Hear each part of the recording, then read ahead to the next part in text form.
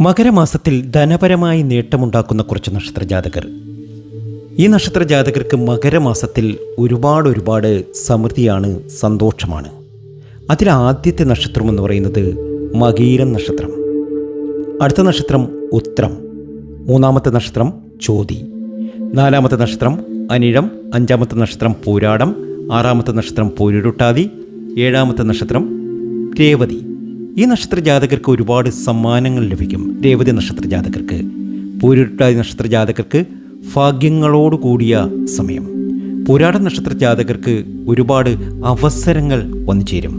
അനിഴ നക്ഷത്രത്തിന് വലിയ സമ്മാനങ്ങൾ ലഭിക്കും. ചോതി നക്ഷത്രജാതകർക്കും സമ്മാനങ്ങൾ ലഭിക്കും. ഉത്രം നക്ഷത്രജാതകർക്ക് ലോട്ടറി ഭാഗ്യം വന്നു ചേരും. മകീര നക്ഷത്രജാതകർക്കും സമ്മാനങ്ങൾ ലഭിക്കുവാനുള്ള സാധ്യത ഏറെയാണ്. എല്ലാ രീതിയിലും നേട്ടമുണ്ടാക്കും ഈ പറഞ്ഞ നക്ഷത്രജാതകർ. മകരമാസമാണ്